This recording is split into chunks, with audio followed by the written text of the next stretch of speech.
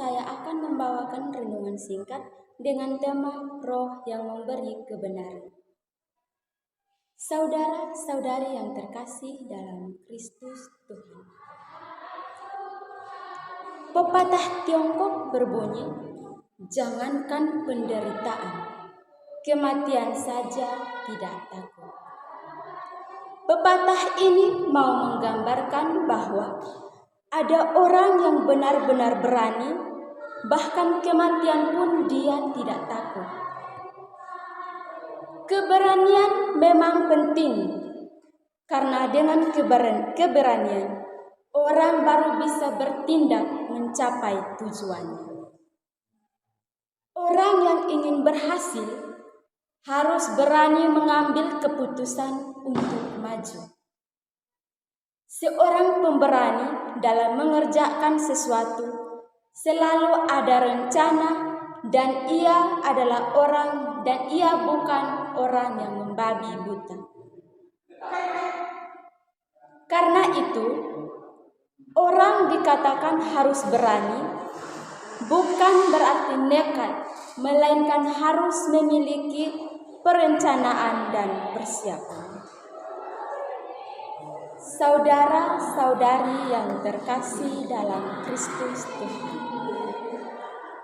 Dalam Kisah Para Rasul bab 2 ayat 14 sampai dengan 40 berbicara tentang khotbah Petrus yang luar biasa. Setelah Roh Kudus turun, Petrus dengan penuh kekuatan memberitakan kebenaran sehingga banyak orang percaya kepada Tuhan. Meskipun Petrus adalah murid pemberani, namun sejak 3 kali ia menyangkal Tuhan, ia telah berubah menjadi orang yang pasif. Kemudian, sejak Roh Kudus turun ke atas dirinya, ia dipenuhi dengan kekuatan dan keberanian untuk bersaksi tentang Yesus. Petrus bukan dengan nekat memberitakan ajaran Yesus, tetapi ia bersandar pada kuasa Roh Kudus. Ia bersama murid-murid lainnya dengan hati yang tulus menanti 10 hari kemudian baru memperoleh Roh Kudus yang dijanjikan Yesus. Dapat kita ketahui bahwa keberanian Petrus adalah berasal dari Roh Kudus, bukan karena nekat. Selain itu, Petrus memiliki keberanian seperti ini karena apa yang diberitakan adalah kebenaran. Ia bukan bersaksi untuk dirinya sendiri, melainkan bersaksi tentang kematian, kebangkitan, dan kenaikan Yesus untuk menyelamatkan umat manusia.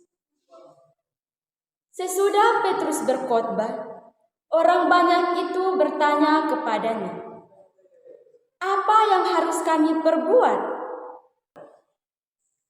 Dari pertanyaan mereka, terdapat 3 jawaban dari Petrus, yakni yang pertama, bertobatlah, berilah dirimu dibaptis, dan dapatkan pengampunan, serta terimalah janji.